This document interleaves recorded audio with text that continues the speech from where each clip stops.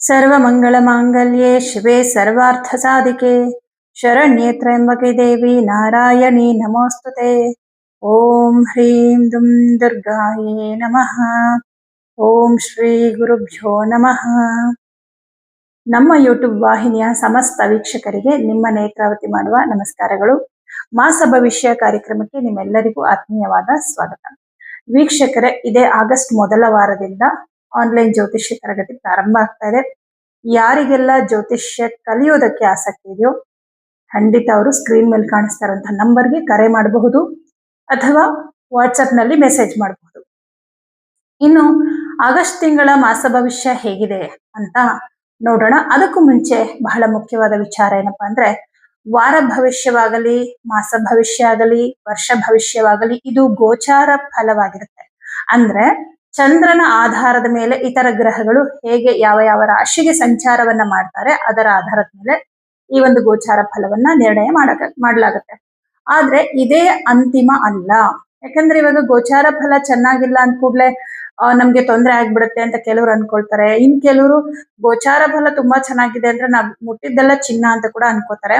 ಆದ್ರೆ ಇಲ್ಲಿ ಬಹಳ ಮುಖ್ಯವಾಗಿ ಗಮನಿಸಬೇಕಾಗಿರೋದು, ಜಾತಕದಲ್ಲಿ ನಿಮಗೆ ನಡೀತಾ ಇರುವಂತಹ ದಶ ಭುಕ್ತಿ, ಅವರು ಯಾವ ಅಧಿಪತಿಗಳು ಅನ್ನೋದ್ರ ಮೇಲೆ ಇದು ಫಲವನ್ನ ಸಂಪೂರ್ಣವಾಗಿ ನಿರ್ಣಯ ಮಾಡ್ಬೇಕಾಗತ್ತೆ. ಅಂದ್ರೆ ಗೋಚಾರ ಫಲ ನಿಮ್ಗೆ ಫಲಿಸೋದೇ ಇಲ್ಲ ಅಂತಲ್ಲ, ಗೋಚಾರ ಫಲ ನಿಮ್ಗೆ ಎಷ್ಟು ಪರ್ಸೆಂಟ್ ರಿಸಲ್ಟ್ ಅನ್ನ ಕೊಡುತ್ತೋ ಅಷ್ಟೇ ಪರ್ಸೆಂಟ್ ರಿಸಲ್ಟ್ ಅನ್ನ ನಿಮ್ಮ ದಶಾ ಭುಕ್ತಿ ಮತ್ತು ನಿಮ್ಮ ಜಾತಕ ರಿಸಲ್ಟ್ ಕೊಡುತ್ತೆ. ಹಾಗಾಗಿ ಕೆಲವೊಂದು ಸಂದರ್ಭಗಳಲ್ಲಿ ಏನಾಗುತ್ತೆ, ಗೋಚಾರ ಫಲದಲ್ಲಿ ಶುಭ ಫಲ ಇದ್ರೂ ಕೂಡ ನಿಮ್ಗೆ ಯಾವುದೇ ರೀತಿಯ ಶುಭ ಫಲ ಆಗ್ತಾ ಇಲ್ಲ ಅಂತ ಬಂದಾಗ ನಿಮ್ಮ ಜನ್ಮ ಜಾತಕವನ್ನ ಒಮ್ಮೆ ಪರಿಶೀಲನೆ ಮಾಡಿಸ್ಕೊಳ್ಳಿ. ಯಾಕಂದ್ರೆ ನಿಮ್ಗೆ ಯಾವ ಗ್ರಹದ ದಶೆ ನಡೀತಾ ಇದೆ, ಯಾವ ಗ್ರಹದ ಭುಕ್ತಿ ನಡೀತಾ ಇದೆ ಅದ್ರ ಮೇಲೂ ಕೂಡ ನೋಡಿ. ಕೆಲವೊಂದು ಸಂದರ್ಭದಲ್ಲಿ ದುಸ್ಥಾನಾಧಿಪತಿಗಳ ದಶೆ, ಬಾಧಕಾಧಿಪತಿಗಳ ಭುಕ್ತಿ ನಡೆಯುವಂತಹ ಸಂದರ್ಭದಲ್ಲಿ ಗುರುಬಲ ಇದ್ರೂ ಕೂಡ, ಗೋಚಾರ ಫಲ ಚೆನ್ನಾಗಿದ್ರು ಕೂಡ ಶುಭ ಫಲಗಳು ಸಿಗೋದಿಲ್ಲ. ಆಗ ಪರ್ಟಿಕ್ಯುಲರ್ ಆಗಿ ಆ ಗ್ರಹಗಳಿಗೆ ಪರಿಹಾರವನ್ನ ಮಾಡ್ಬೇಕಾಗತ್ತೆ. ಹಾಗಾಗಿ ಆ ರೀತಿ ಏನಾದ್ರೂ ಫಲಗಳಲ್ಲಿ ವ್ಯತ್ಯಾಸಗಳು ಕಂಡು ಬರ್ತಾ ಇದೆ ಅಂದ್ರೆ ನೀವು ಖಂಡಿತ ನಿಮ್ಮ ಡೇಟ್ ಆಫ್ ಬರ್ತ್ ಟೈಮ್ ಅನ್ನ ವಾಟ್ಸಪ್ ಮೂಲಕ ಕಳಿಸಿ ಕರೆ ಮಾಡಿ ನಿಮ್ಮ ಜಾತಕವನ್ನ ಪರಿಶೀಲನೆ ಮಾಡಿಸ್ಕೊಳ್ಬಹುದು. ಹಾಗೆ ನೀವು ಕರೆ ಮಾಡ್ಬೇಕಾಗಿರುವಂತಹ ನಂಬರ್ ನಿಮ್ಗೆ ಸ್ಕ್ರೀನ್ ಮೇಲೆ ಕಾಣಿಸ್ತಾ ಇದೆಯಲ್ಲ, ಇದೇ ನಂಬರ್ಗೆ ನೀವು ಕರೆ ಮಾಡಿ ನಿಮ್ಮ ಜಾತಕ ಪರಿಶೀಲನೆ ಮಾಡಿಸ್ಕೋಬಹುದಾಗಿದೆ. ಇನ್ನು ಆಗಸ್ಟ್ ತಿಂಗಳ ಮಾಸ ಭವಿಷ್ಯ ಹೇಗಿದೆ ಅಂತ ನೋಡೋಣ. ಮೇಷರಾಶಿ. ಮೇಷರಾಶಿಯವರಿಗೆ ನಿಮ್ಮ ರಾಶ್ಯಾಧಿಪತಿ ನೋಡಿ ಮಂಗಳ ಗ್ರಹ ಈ ತಿಂಗಳಲ್ಲಿ ಯಾವ ಭಾವದಲ್ಲಿ ಸ್ಥಿತನಾಗಿರ್ತಾನೆ ಅಂತಂದ್ರೆ ತೃತೀಯ ಭಾವದಲ್ಲಿ ಸ್ಥಿತನಾಗಿರ್ತಾನೆ. ತೃತೀಯ ಭಾವದಲ್ಲಿ ಸ್ಥಿತನಾಗಿದ್ದು ಭಾಗ್ಯಸ್ಥಾನವನ್ನ ನೋಡ್ತಾನೆ.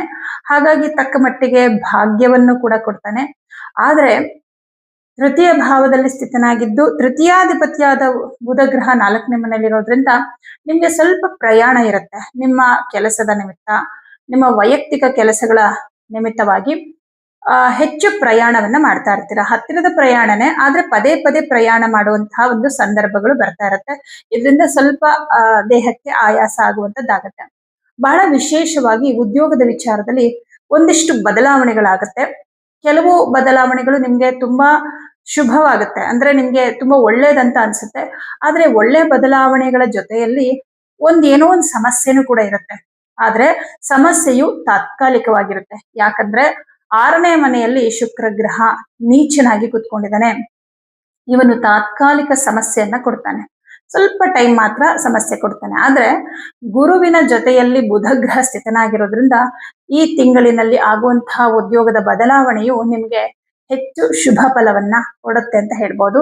ಹಾಗೆ ವರ್ಗಾವಣೆಗೋಸ್ಕರ ಪ್ರಯತ್ನ ಮಾಡ್ತಾ ಇರುವಂತವ್ರಿಗೆ ವರ್ಗಾವಣೆ ಸಿಗುವಂತ ಸಾಧ್ಯತೆಗಳು ಕೂಡ ಕಂಡು ಬರ್ತಾ ಇದೆ. ವಾಕ್ಸ್ಥಾನಾಧಿಪತಿ ಶತ್ರುಸ್ಥಾನದಲ್ಲಿದ್ದಾನೆ. ಈ ತಿಂಗಳಲ್ಲಿ ನೀವು ಬಹಳ ಮುಖ್ಯವಾಗಿ ಎಚ್ಚರಿಕೆಯಿಂದ ಇರ್ಬೇಕಾಗಿರೋದು ಯಾವ ವಿಚಾರದಲ್ಲಿ ಅಂದ್ರೆ, ಒಂದು ಮಾತಿನ ವಿಚಾರದಲ್ಲಿ. ಏನಪ್ಪಾ ಅಂದ್ರೆ, ನೀವ್ ಏನ್ ಮಾತಾಡಿದ್ರು ಅದು ತಪ್ಪಾಗಿ ಕನ್ವೆ ಆಗತ್ತೆ ಬೇರೆಯವ್ರಿಗೆ. ನೀವ್ ಏನ್ ಮಾತಾಡಿದ್ರು ನಿಮ್ ಬಗ್ಗೆ ತಪ್ಪು ತಿಳ್ಕೊತಾರೆ. ನಿಮ್ಮ ವ್ಯಕ್ತಿತ್ವಕ್ಕೆ ಧಕ್ಕೆ ಬರುವಂತಹ ರೀತಿಯಲ್ಲಿ ನೀವು ಮಾತಾಡ್ಬಿಡ್ತೀರಾ. ಮಾತಿನಿಂದ ಸಮಸ್ಯೆಗಳು ಬರುತ್ತೆ. ಯಾಕಂದ್ರೆ ವಾಕ್ಸ್ಥಾನಾಧಿಪತಿಯಾದಂತಹ ಶುಕ್ರನು ನೀಚನಾಗಿದ್ದಾನೆ. ಅದು ಒಂದು ಮೈನಸ್ ಪಾಯಿಂಟ್. ಆದ್ರೆ ಅದೇ ಶುಕ್ರನನ್ನ ಶನಿ ನೋಡ್ತಾ ಇದ್ದಾನೆ, ಅದು ಇನ್ನಷ್ಟು ಅಶುಭ ಫಲವನ್ನ ಕೊಡುತ್ತೆ. ಮಾತಿನಿಂದ ನಿಮ್ಗೆ ತುಂಬಾ ಮುಖ್ಯವಾಗಿ ಆಗ್ಬೇಕಾಗಿದ್ದ ಕೆಲಸ ಹೊರಟೋಯ್ತು ಅಥವಾ ಸಕ್ಸಸ್ ಆಗ್ಲಿಲ್ಲ ಅನ್ನೋ ತರನೂ ಆಗತ್ತೆ. ಅಥವಾ ಬಹಳ ಬೇಕಾದವರು ದೂರವಾಗುವಂತ ಸಾಧ್ಯತೆಗಳು ಕೂಡ ಇದೆ. ಇನ್ನೊಂದು ವಿಚಾರ, ನಿಮ್ಮ ಮಾತಿನಿಂದ ನಿಮ್ಮ ಕುಟುಂಬದಲ್ಲೂ ಕೂಡ ನೆಮ್ಮದಿ ಹಾಳಾಗುತ್ತೆ. ಕುಟುಂಬದಿಂದ ಸಾಕಷ್ಟು ಸಮಸ್ಯೆಗಳು ಬರುತ್ತೆ ಈ ತಿಂಗಳಲ್ಲಿ. ಕುಟುಂಬದವರೊಂದಿಗೆ ಹೊಂದಾಣಿಕೆ ಸಮಸ್ಯೆಗಳು, ಅಥವಾ ಕುಟುಂಬದಲ್ಲಿ ಇರ್ತಕ್ಕಂಥವ್ರ ಮಧ್ಯದಲ್ಲಿ ಹೊಂದಾಣಿಕೆ ಇಲ್ಲ, ಅದರಿಂದ ನಿಮಗೆ ಸ್ವಲ್ಪ ಕಿರಿಕಿರಿ ಅನ್ಸುವಂಥದ್ದು ಆಗುತ್ತೆ. ಹಣಕಾಸಿನ ವಿಷಯದಲ್ಲಿ ದುಡ್ಡಿನ ಸಮಸ್ಯೆ ಅಂತ ಇಲ್ಲ, ಆದ್ರೆ ನೀವು ಗಳಿಸಿರುವ ಹಣವನ್ನ ಬೇರೆಯವರು ಮೋಸದಿಂದ ಪಡ್ಕೊಳ್ಳುವಂಥದ್ದಾಗತ್ತೆ. ಒಂದು, ನೀವು ಹಣ ತಗೊಂಡು ಹೋಗುವಾಗ ಎಲ್ಲಾದ್ರೂ ಕಳೆದು ಹೋಗ್ಬೋದು, ಬೆಲೆ ಬಾಳುವ ವಸ್ತು ಕಳೆದು ಹೋಗಬಹುದು, ಅಥವಾ ನೀವು ಯಾರಿಗೋ ಒಬ್ಬರಿಗೆ ನಂಬಿ ದುಡ್ಡು ಕೊಟ್ಟು ಮೋಸ ಹೋಗ್ಬೋದು. ಇದಿಷ್ಟರಲ್ಲಿ ಯಾವುದೋ ಒಂದು ಈ ಮಂತಲ್ಲಿ ಆಗತ್ತೆ, ಆಗಸ್ಟ್ ತಿಂಗಳಲ್ಲಿ ಆಗತ್ತೆ. ಬಹಳ ಎಚ್ಚರಿಕೆಯಿಂದ ಇರಿ, ಯಾಕಂದ್ರೆ ಶುಕ್ರ ನೀಚನಾಗಿ 6ನೇ ಮನೇಲಿ ಕೂತ್ತಾನೆ. ಕುಟುಂಬದವರ ಜೊತೆ ವಿನಾಕಾರಣ ಶತ್ರುತ್ವ, ನಿಮ್ಮ ಬಗ್ಗೆ ತಪ್ಪು ತಿಳ್ಕೊಳ್ಳುವಂಥದ್ದು, ಈ ತರದ್ದೆಲ್ಲ ಆಗತ್ತೆ.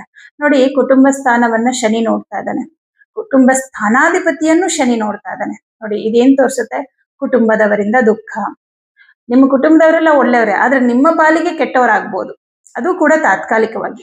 ಶುಕ್ರ ಗ್ರಹ ಯಾವಾಗ ತುಲಾ ರಾಶಿಗೆ ಬರ್ತಾನೆ ಆವಾಗ ಸಮಸ್ಯೆಗಳು ಸಾಲ್ವ್ ಆಗತ್ತೆ. ಅಲ್ಲಿವರೆಗೂ ನೀವೇನ್ ಮಾಡ್ಬೇಕು ಅಂದ್ರೆ ತುಂಬಾ ಮೌನವಾಗಿರ್ಬೇಕಾಗತ್ತೆ. ಕೆಲವು ವಿಚಾರಗಳು ಬಂದಾಗ ನೀವು ಮಾತಾಡದೇ ಇರೋದೇ ಒಳ್ಳೇದು. ಹಣಕಾಸಿನ ವಿಷಯದಲ್ಲಿ ಯಾವುದೇ ವ್ಯವಹಾರಗಳನ್ನ ಮಾಡಬಾರ್ದು. ಅಂದ್ರೆ ಈ ತಿಂಗಳಲ್ಲಿ ಪರ್ಟಿಕ್ಯುಲರ್ ಆಗಿ ಯಾವುದೇ ಇನ್ವೆಸ್ಟ್ಮೆಂಟ್ ಅಂತ ಮಾಡಬೇಡಿ ಹಣವನ್ನ.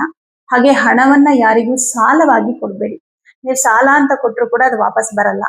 ದಾನ ಅಂತ ಕೊಟ್ಬಿಟ್ರೆ ಬಿಡಿ, ಅದರಿಂದ ಏನು ನೀವು ಎಕ್ಸ್ಪೆಕ್ಟ್ ಮಾಡಲ್ಲ, ಬರೋದು ಬೇಡ ಅಂತ ಸುಮ್ಮನೆ ಇದ್ಬಿಡ್ತೀರಾ. ಆದ್ರೆ ಸಾಲ ಅಂತ ಕೊಡ್ಬೇಡಿ.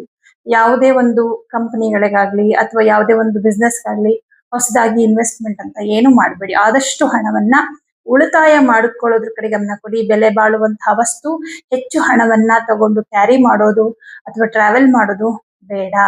ಕಳ್ಕೊಳ್ಳುವ ಸಾಧ್ಯತೆಗಳು ಇರುತ್ತೆ, ಅಥವಾ ಮರೆತು ಕೂಡ ಬರಬಹುದು. ಮರ್ತಿ ಎಲ್ಲೋ ಬಿಟ್ಟು ಬಂದ್ರು ಅದು ಬೇರೆಯವ್ರ ಪಾಲಾಗುವಂಥದ್ದು, ಈ ತರದ್ದೇನೋ ಆಗತ್ತೆ. ಸ್ವಲ್ಪ ಎಚ್ಚರಿಕೆಯಿಂದಿರಿ. ಇನ್ನು ಸಪ್ತಮಾಧಿಪತಿ ಶುಕ್ರ ಗ್ರಹ ನೀಚನಾಗಿರೋದ್ರಿಂದ ನಿಮ್ಮ ಸಂಗಾತಿಯ ಆರೋಗ್ಯದಲ್ಲೂ ಕೂಡ ಒಂದಿಷ್ಟು ಸಮಸ್ಯೆಗಳಾಗತ್ತೆ. ಏನೋ ನಿಮ್ಮ ಸಂಗಾತಿಯ ಆರೋಗ್ಯದಲ್ಲಿ ತುಂಬಾ ಏರುಪೇರಾಗ್ತಾ ಇದೆ. ಒಂದ್ ಸ್ವಲ್ಪ ದಿನ ಚೆನ್ನಾಗಿದ್ರೆ ಸ್ವಲ್ಪ ದಿನ ಹುಷಾರ್ ತಪ್ತಾರೆ. ಸಣ್ಣ ಪುಟ್ಟ ಅನಾರೋಗ್ಯ ಸಮಸ್ಯೆಗಳು ಹೆಚ್ಚು ಉಲ್ಬಣವಾಗುವಂತದ್ದಾಗತ್ತೆ. ಈ ರೀತಿ ಒಂದಿಷ್ಟು ನಿಮ್ಮ ಸಂಗಾತಿಯ ಕುರಿತಾಗಿ ಚಿಂತೆಗಳು ನಿಮ್ಗೆ ಕಾಡುತ್ತೆ. ವೈವಾಹಿಕ ಜೀವನದಲ್ಲಿ ಈಗಾಗಲೇ ಸ್ವಲ್ಪ ಸಮಸ್ಯೆ ಇದೆ ಅಂದ್ರೆ ಆ ಸಮಸ್ಯೆ ಇನ್ನೂ ಸ್ವಲ್ಪ ಜಾಸ್ತಿ ಆಗ್ಬೋದು. ವೈವಾಹಿಕ ಜೀವನದಲ್ಲಿ ಸಮಸ್ಯೆ ಇಲ್ಲ ಅಂದ್ರೂ ಕೂಡ ಸಂಗಾತಿಯ ಆರೋಗ್ಯದಿಂದ ನಿಮ್ಗೆ ವೈವಾಹಿಕ ಜೀವನದಲ್ಲಿ ಚಿಂತೆ ಶುರುವಾಗುತ್ತೆ. ಈಗ ಸಂಗಾತಿ ಹುಷಾರಿಲ್ಲ ಅಂತಂದ್ರೆ ಯಾರು ತಾನೇ ಖುಷಿಯಾಗಿರ್ತಾರೆ ಅಲ್ವಾ? ಅದೊಂದು ಚಿಂತೆ ಶುರುವಾಗುತ್ತೆ. ಹಾಗಾಗಿ ಶುಕ್ರನಿಗೆ ಪರಿಹಾರವನ್ನ ಮಾಡ್ಕೊಳ್ಳೇಬೇಕು. ಪರಿಹಾರವನ್ನ ನಾನು ಹೇಳ್ತೀನಿ. ನೆಕ್ಸ್ಟ್, ಪಂಚಮಾಧಿಪತಿ ರವಿಗ್ರಹ ಪಂಚಮದಲ್ಲೇ ಸ್ಥಿತನಾಗಿದ್ದಾನೆ, ಆದ್ರೆ ಕೇತುವಿನ ಜೊತೆಯಲ್ಲಿ ಕುತ್ಕೊಂಡಿರೋದ್ರಿಂದ ವಿದ್ಯಾರ್ಥಿಗಳಿಗೆ ತೊಂದರೆ ಏನು ಇಲ್ಲ. ವಿದ್ಯಾಭ್ಯಾಸದಲ್ಲಿ ಆಸಕ್ತಿ ಇತ್ಯಾದಿಗಳೆಲ್ಲವೂ ಕೂಡ ಇರುತ್ತೆ. ಆದ್ರೆ ಪಂಚಮದಲ್ಲಿ ಕೇತು ಮತ್ತು ರವಿ ಸ್ಥಿತನಾಗಿರೋದ್ರಿಂದ ಸ್ವಲ್ಪ ಅಜೀರ್ಣತೆ ಉಂಟಾಗತ್ತೆ. ಈ ತಿಂಗಳಲ್ಲಿ ಯಾವುದೋ ಒಂದು ಪರ್ಟಿಕ್ಯುಲರ್ ಟೈಮ್ ಅಲ್ಲಿ ಒಂದ್ 2-3 ದಿನ ಕಂಟಿನ್ಯೂಸ್ ನಿಮ್ಗೆ ಹೊಟ್ಟೆ ಸಮಸ್ಯೆ ಉಂಟಾಗಬಹುದು. ಅದು ಹೊರಗಡೆ ಆಹಾರ ಪದಾರ್ಥ ಸರಿಯಾಗಿಲ್ದೇ ಇರೋದ್ರಿಂದ ಅಲರ್ಜಿ ಇನ್ಫೆಕ್ಷನ್ ಇಂದ ಆಗಬಹುದು. ಪಂಚಮ ಅನ್ನೋದೇ ಹೊಟ್ಟೆ ಸ್ಥಾನ. ಕಾಲಪುರುಷನ ಪಂಚಮ ಕೂಡ ಸಿಂಹನೇ ಆಗುತ್ತೆ. ಇಲ್ಲಿ ಕೇತು ಮತ್ತೆ ಸೂರ್ಯ ಇರೋದ್ರಿಂದ ನಿಮ್ಮ ದೇಹಕ್ಕೆ ಸೆಟ್ ಆಗದೆ ಇರುವಂತಹ ಯಾವುದೋ ಆಹಾರ ಪದಾರ್ಥವನ್ನ ನೀವು ತಿಂದು ಅದರಿಂದ ಸ್ವಲ್ಪ ಹುಷಾರ್ ತಪ್ಪುವಂಥದ್ದು, ಅಂದ್ರೆ ಹೊಟ್ಟೆ ಸಮಸ್ಯೆ ಆಗುವಂಥದ್ದಾಗುತ್ತೆ. ಸ್ವಲ್ಪ ಎಚ್ಚರಿಕೆ. ಯಾಕಂದ್ರೆ 2ನೇ ಮನೆ ಆಹಾರ ಸೇವನೆ ಕೂಡ ತೋರಿಸುತ್ತೆ. ಅಗೇನ್ ಆ 2ನೇ ಮನೆ ಅಧಿಪತಿ ಶುಕ್ರನೇ ಆಗಿ ನೀಚನಾಗಿ ಕುತ್ಕೊಂಡಿರೋದ್ರಿಂದ ಇದು ನಿಮ್ಮ ಆರೋಗ್ಯದ ಮೇಲೂ ಕೂಡ ದುಷ್ಪರಿಣಾಮವನ್ನ ಉಂಟು ಮಾಡುತ್ತೆ. ಆದ್ರೆ ಈ ಸಮಸ್ಯೆ ಹೆಚ್ಚು ದಿನ ಇರಲ್ಲ, ಒಂದು 2-3 ದಿನ ಇರುತ್ತೆ, ಆಮೇಲೆ ಸರಿ ಹೋಗುತ್ತೆ. ಇನ್ನು ಭಾಗ್ಯಾಧಿಪತಿ ಗುರುಗ್ರಹ ಚತುರ್ಥ ಭಾವದಲ್ಲಿದ್ದಾನೆ. ಆಸ್ತಿಯ ವಿಚಾರದಲ್ಲಿ ಯಾವುದೇ ಒಂದು ನಿಮ್ಮ ಕೆಲಸಗಳು ಸಕ್ಸಸ್ ಆಗ್ಬೇಕು ಅಂತಿದ್ರೆ ಆ ವಿಚಾರದಲ್ಲಿ ನೀವು ತುಂಬಾ ಅದೃಷ್ಟವಂತರು. ಯಾಕಂದ್ರೆ ಆಸ್ತಿ ವಿಚಾರಕ್ಕೆ ಸಂಬಂಧಪಟ್ಟಂತೆ ಯಾವುದೇ ಒಂದು ಕೆಲಸಗಳಾಗೋದಿದ್ರೆ ಅದೆಲ್ಲವೂ ಈ ತಿಂಗಳಲ್ಲಿ ಸಕ್ಸಸ್ ಆಗುತ್ತೆ. ಹಾಗೆ ಪ್ರಾಪರ್ಟಿ ತಗೋಬೇಕು ಅಂತ ಏನಾದ್ರು ಅನ್ಕೊಂಡಿದ್ರು ಕೂಡ ಇದು ಒಳ್ಳೆ ಟೈಮ್. ಆದ್ರೆ ನೀವು ಪ್ರಾಪರ್ಟಿನ ತಗೊಳ್ಬೇಕು, ಸೈಟ್ ತಗೋತೀರಾ, ಮನೆ ತಗೋತೀರಾ ಅಂದ್ರೆ ಅದರ ಕಾಗದ ಪತ್ರಗಳನ್ನ ಸರಿಯಾಗಿ ಪರಿಶೀಲಿಸಿ, ಜೊತೆಗೆ ಜ್ಯೋತಿಷಿಗಳ ಒಂದು ಸಲಹೆಯ ಮೇರೆಗೆ ನೀವು ಒಂದು ನಿವೇಶನ ಆಗಿರ್ಬಹುದು, ಮನೆ ಆದ್ರೂ ತಗೋಬೇಕಾಗತ್ತೆ. ಯಾಕಂದ್ರೆ ಇಲ್ಲಿ ಚತುರ್ಥ ಭಾವ ಚೆನ್ನಾಗಿದೆ, ಆದ್ರೆ ಧನಾಧಿಪತಿ ನೀಚನಾಗಿರೋದ್ರಿಂದ ಎಲ್ಲೋ ಒಂದ್ ಕಡೆ ನಿಮ್ಗೆ ಹಣಕಾಸಿನ ವಿಷಯದಲ್ಲಿ ಮೋಸ ಆಗಬಹುದು. ನಿವೇಶನ ಆಗಿರಬಹುದು ಅಥವಾ ಮನೆ ಆಗಿರಬಹುದು ಕೊಡ್ತೀವಿ ಅಂತ ಹೇಳಿ ದುಡ್ಡು ಅಡ್ವಾನ್ಸ್ ತಗೊಂಡು ಮೋಸ ಮಾಡ್ಬೋದು. ಈ ತರದ್ದು ಏನಾದ್ರು ಆಗುತ್ತೆ, ಸ್ವಲ್ಪ ಎಚ್ಚರಿಕೆ. ನೋಡಿ, ಸಪ್ತಮ ಅಧಿಪತಿ ಅಲ್ವಾ, ಯಾರು ನಿಮ್ಗೆ ಏನೋ ಒಂದು ಸಹಾಯ ಮಾಡ್ತೀವಿ ಅಥವಾ ಏನೋ ಕೊಡ್ತೀವಿ ಅಂತ ಬರ್ತಾರೋ ಅವರಿಂದಲೇ ಮೋಸ ಆಗುತ್ತೆ, ಬೇರೆ ಯಾರಿಂದಲೂ ಅಲ್ಲ. ಹಾಗಾಗಿ ಹೊಸ ಹೊಸ ಆಫರ್ಗಳು ಏನೇ ಬಂದ್ರೂ ಕೂಡ ನೀವು ಅದನ್ನ ಒಪ್ಕೋಬೇಡಿ. ಇನ್ನು ಮನೆ ಅಥವಾ ನಿವೇಶನ ಅಥವಾ ಇನ್ನೇನೋ ತಗೊಳ್ಳೋದು ಅಂತ ಬಂದಾಗ ನೀವು ಅದರ ಕಾಗದ ಪತ್ರಗಳನ್ನೆಲ್ಲ ಸರಿಯಾಗಿ ಪರಿಶೀಲಿಸಿ ವಿಚಾರಿಸ್ಕೊಂಡು ಅಡ್ವಾನ್ಸ್ ನ ಸ್ವಲ್ಪ ಹಣ ಅಡ್ವಾನ್ಸ್ ಅಂತ ಪೇ ಮಾಡಿ ಶುಕ್ರ ತುಲಾರಾಶಿಗೆ ಬಂದ ಮೇಲೆ ಅದನ್ನ ತಗೊಳ್ಳುವಂತಹ ನಿರ್ಧಾರವನ್ನ ಮಾಡಿ. ಬಟ್ ನೋಡೋದಕ್ಕೆಲ್ಲ ಚೆನ್ನಾಗಿದೆ, ಅಂದ್ರೆ ಏನ್ ತೊಂದರೆ ಇಲ್ಲ. ನೀವು ನಿವೇಶನ ಮನೆ ಇತ್ಯಾದಿಗಳನ್ನ ನೋಡಬಹುದು.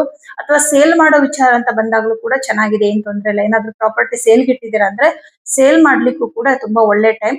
ಆದ್ರೆ ಈ ವಿಚಾರವಾಗಿಯೂ ಕೂಡ ನೀವು ತುಂಬಾ ಕಮ್ಮಿ ಬೆಲೆಗೆ ಏನೋ ಒಂದು ಒತ್ತಡಕ್ಕೆ ಸಿಕ್ಕಾಕೊಂಡು ಒಪ್ಕೊಳ್ಳುವಂತಹ ಪರಿಸ್ಥಿತಿ ಬರುತ್ತೆ. ಹಾಗೇನಾದ್ರು ತುಂಬಾ ಕಮ್ಮಿ ಬೆಲೆ ಹೇಳ್ತಾ ಇದಾರೆ ಅಂದ್ರೆ ಖಂಡಿತ ಒಪ್ಕೋಬೇಡಿ. ಸ್ವಲ್ಪ ದಿನ ವೇಟ್ ಮಾಡಿ. ಶುಕ್ರ ಗ್ರಹ ತುಲಾರಾಶಿಗೆ ಬಂದ್ಮೇಲೆ ಇನ್ನೂ ಒಳ್ಳೆ ಬೆಲೆಗೆ ನಿಮ್ಮ ಆಸ್ತಿ ಮಾರಾಟ ಆಗುವಂತ ಟೈಮ್ ಬರುತ್ತೆ. ಹಾಗೇನಾದ್ರೂ ತುಂಬಾ ಕಡಿಮೆ ಬೆಲೆಗೆ ಕೇಳ್ತಾ ಇದ್ದಾರೆ ಅಂದ್ರೆ ಖಂಡಿತ ಈ ತಿಂಗಳಲ್ಲಿ ಒಪ್ಕೊಳ್ಳೋಕ್ ಹೋಗ್ಬೇಡಿ, ಸ್ವಲ್ಪ ವೇಟ್ ಮಾಡಿ. ಇನ್ನು ಉದ್ಯೋಗದ ವಿಚಾರ ಅಂತ ಬಂದಾಗ ಸ್ವಂತ ಉದ್ಯೋಗವನ್ನ ಮಾಡುವಂತವ್ರಿಗೆ ಚೆನ್ನಾಗಿದೆ. ಆದ್ರೆ ಪಾರ್ಟ್ನರ್ಶಿಪ್ ಅಲ್ಲಿ ಬಿಸ್ನೆಸ್ ಮಾಡೋಕೆ ಏನು ಶುಭ ಫಲ ಇಲ್ಲ. ಸ್ವಲ್ಪ ಪ್ರಾಬ್ಲಮ್ ಆಗುತ್ತೆ. ನಿಮ್ಮ ಪಾರ್ಟ್ನರ್ಶಿಪ್ ಅಲ್ಲಿ ಏನೋ ಒಂದಿಷ್ಟು ವ್ಯತ್ಯಾಸಗಳಾಗುತ್ತೆ, ನಿಮ್ಗೂ ಅವ್ರಿಗೂ ಮನಸ್ತಾಪಗಳಾಗುವಂಥದ್ದು ಈ ತರದ್ದೇನೋ ಕಂಡು ಬರ್ತಾ ಇದೆ. ಇನ್ನು ಬೇರೆಯವರ ಕೈ ಕೆಳಗೆ ಕೆಲಸ ಮಾಡುವಂತವ್ರಿಗೆ ತಕ್ಕ ಮಟ್ಟಿಗೆ ಪರವಾಗಿಲ್ಲ. ಅಲ್ಲಿ ಸ್ವಲ್ಪ ಸುತ್ತಮುತ್ತ ಜನಗಳಿಂದ ಸ್ವಲ್ಪ ಬೇಸರ ಆಗುತ್ತೆ. ಬಟ್ ಉದ್ಯೋಗದಲ್ಲಿ ಏನು ತೊಂದರೆ ಇಲ್ಲ. ಸರ್ಕಾರಿ ಉದ್ಯೋಗದಲ್ಲಿರೋರ್ಗೆ ಚೆನ್ನಾಗಿದೆ. ಕೆಲವು ಬದಲಾವಣೆಗಳಾಗತ್ತೆ, ಅದು ಭವಿಷ್ಯದ ಬಗ್ಗೆ ಭಯ, ಆತಂಕ. ಏನೋ ಚೇಂಜಸ್ ಆಗ್ತಾ ಇದೆ, ರೂಲ್ಸ್ ಬದಲಾವಣೆ ಆಗ್ತಾ ಇದೆ, ಎಲ್ಲಿ ನನ್ ಕೆಲಸ ಹೋಗುತ್ತೋ ಅಥವಾ ಏನ್ ಸಮಸ್ಯೆ ಆಗುತ್ತೋ ಅನ್ನೋ ಆತಂಕ ಉಂಟಾಗತ್ತೆ. ಬಟ್ ಏನೂ ತೊಂದರೆ ಆಗಲ್ಲ, ಪ್ರಾಕ್ಟಿಕಲಿ ಏನು ಪ್ರಾಬ್ಲಮ್ ಇಲ್ಲ, ಮಾನಸಿಕವಾಗಿ ಸ್ವಲ್ಪ ಆತಂಕ ಆಗುತ್ತೆ ಅಷ್ಟೇ. ಉದ್ಯೋಗದ ವಿಷಯದಲ್ಲಿ ಅಂತಹ ಸಮಸ್ಯೆಗಳೇನಿಲ್ಲ. ಇನ್ನು ನೀವು ಮಾಡ್ಬೇಕಾಗಿರೋ ಪರಿಹಾರ ತಪ್ಪದೆ ಈ ತಿಂಗಳಿನಲ್ಲಿ ಪ್ರತಿ ಶುಕ್ರವಾರ ಅವರೆಕಾಳು ಮತ್ತು ಹೆಸರು ಕಾಳು ದಾನ, ಹಾಗೆ ಶನಿವಾರ ಕಪ್ಪು ಎಳ್ಳು ಅಥವಾ ಎಳ್ಳೆಣ್ಣೆಯನ್ನ ಯಾವ್ದಾದ್ರು ದೇವಸ್ಥಾನಕ್ಕೆ ಕೊಡ್ತಾ ಬನ್ನಿ. ಇದೆರಡು ಪರಿಹಾರವನ್ನ ನೀವು ಮಾಡ್ಕೊಳ್ಳಿ, ಖಂಡಿತವಾಗ್ಲೂ ಒಳ್ಳೇದಾಗುತ್ತೆ.